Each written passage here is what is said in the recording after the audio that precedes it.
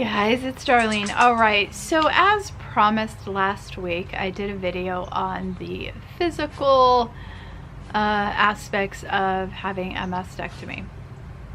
And today I am going to do the emotional aspects. Okay, so there's first a few things that I want to say. There are still some tests that I'm waiting on. Well, one specific test that I'm waiting on. So we can't rule out whether or not I have to have chemotherapy or not. And it's, I can never say this, I didn't bring my phone with me, econotype genome testing. I think I'm saying that right, for sure, genome testing. And that differs from genetic testing. Genetic testing is where they'll test your blood, and they did that a couple months ago, and that's where they'll test the blood and see if there's that hereditary genes like BRCA1 and BRCA2. I did not have those. I was clean. It was great. Genome testing actually tests the tumor itself, and basically kind of gives you a score of 1 to 100. And in my particular case, based on my age, I'm not going to break down every issue, but based on my age, we want it to be under 30. So for those of you that ask me what what you can pray for under 30 for the genome testing. There are other types of genome testing, but for my specific cancer, with my specific receptors, this is what's considered to be the gold standard.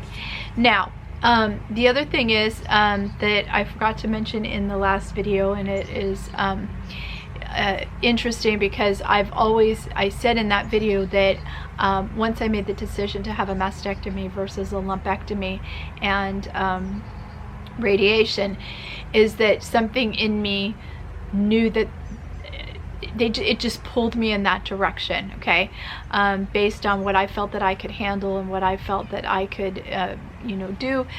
But once I made the decision, I was so sure that I had made the right one, and I'm still sure, even though there is a complication, I am still sure. Now I know more than ever that I made the right decision, because when they look at the pathology, so they looked at the lymph nodes and those were clean. Well, when they take out the breast tissue, they take it out in all at one time, so it's not a piece here, a piece here. It's all very detailed, I mean very specific. They go in all the way up to the clavicle, all the way around the armpit, all the way to the sternum, and they take it out and then they mark it directionally. So this is front and back and up and down and right and left. Pathology report, I have a grade 2 or stage 2 invasive ductal carcinoma, which just means invasive and aggressive. I've said this over and over because I think it's very important that people know. Invasive just means that it has left its home. So wherever it started, in my case the milk ducts, it left its home, and that makes it invasive. It doesn't mean that it is aggressive.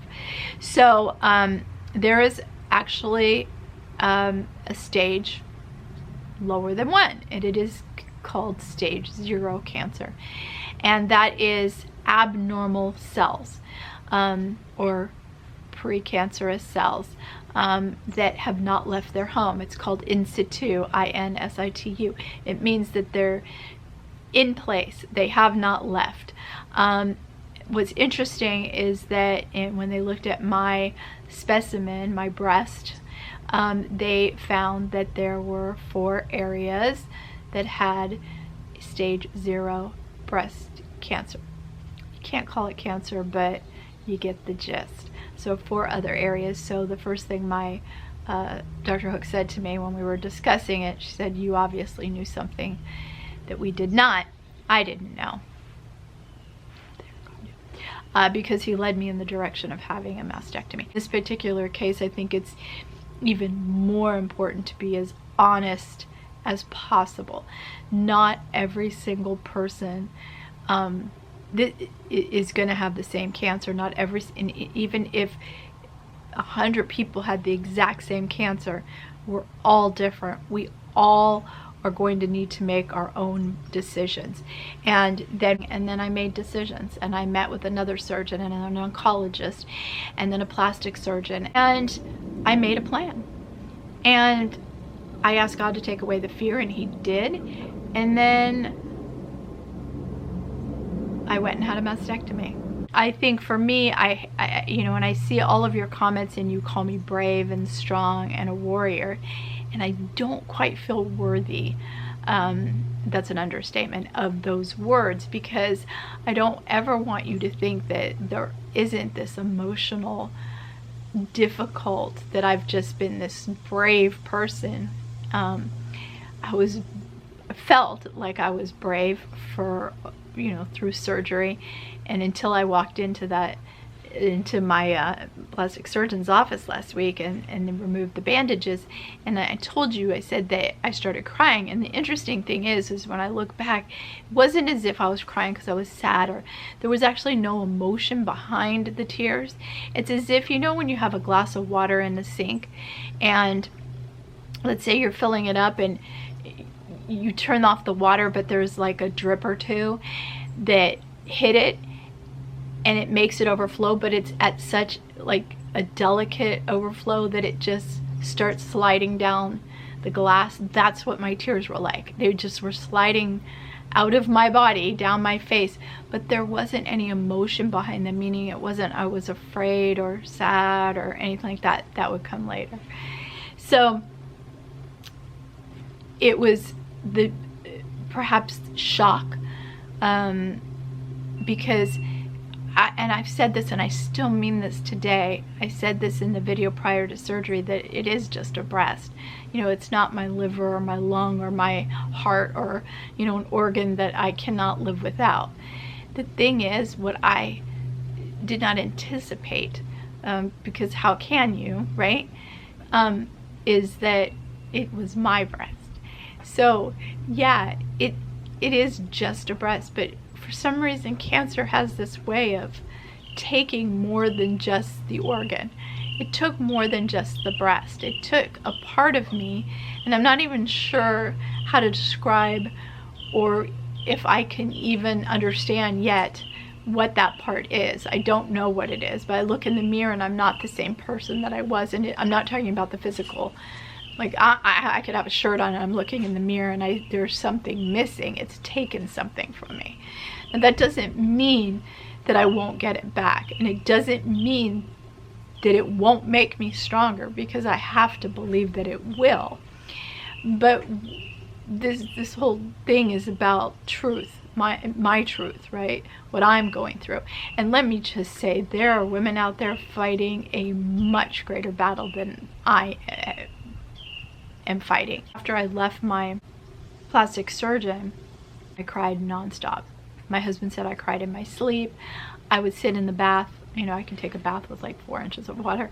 I would sit there for an hour just crying.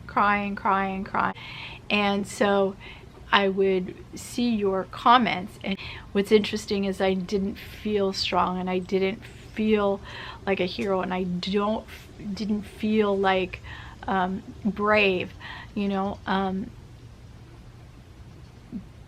but I think that I am those things. I'm just not always those things. Cancer doesn't just affect the body. It affects every aspect of who you are as a human being, in my opinion. You know, it strips you.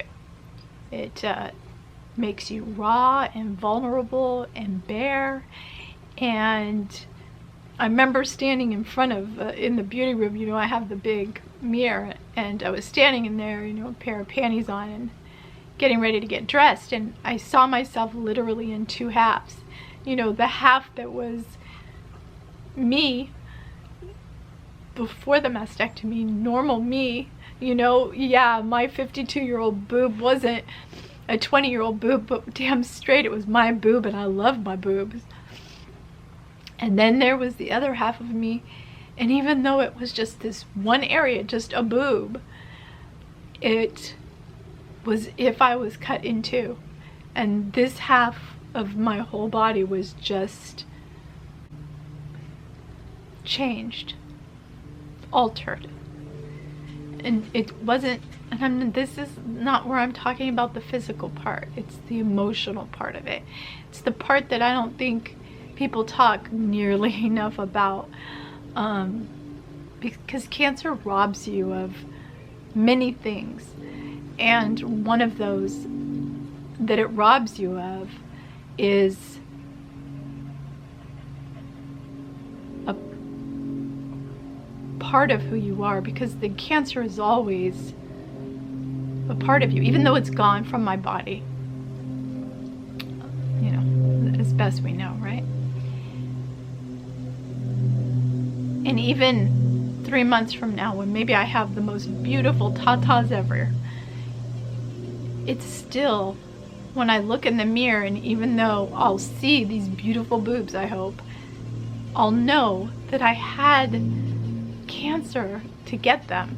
It wasn't by choice. I didn't choose, oh, I'm gonna have beautiful, you know, I want to have bigger boobs or perkier boobs. It wasn't my choice. If you do nothing, then you die. And that's the truth. So if I had done nothing, then I would die and cancer would win. So I had to choose. Cancer made me choose. Do I live? Do I die? Then cancer made me have to choose again. Okay, do I choose a lumpectomy or a mastectomy? Do I choose radiation? Do I choose immunotherapy? Do I choose? It makes you make decisions that you should never have to make. And they weigh heavily on you. And they, as strong as I thought I was, through everything, through every decision, through the surgery, in that moment when they take the bandage off, I realized cancer took more than just my breast. Now, yes, I am cancer free, and I am grateful for that. The mastectomy was just the first part, and there's more to come. And the thing is, some of it I know and some of it I don't know. The only way I could do it, this whole journey, was to be completely and utterly honest. Cancer stripped so much of me away, but by my sharing that with you, I gain a little bit of power back, because I am not ashamed of having breast cancer. I am not ashamed of telling my story. I am not going to hide. I am not going to be anything less. I'm going to try not to be anything less than what I was before cancer. But this is a small part of it. By my being able to say, yes, I have breast cancer, I had a mastectomy. So here's how I'll end this video. I love that you all think I'm strong and brave and a warrior. And sometimes I feel strong, brave, and a warrior. But other times I feel very stripped and very vulnerable and very sad, and also alone. Somewhere in here. Because there is a part of Darlene that is missing.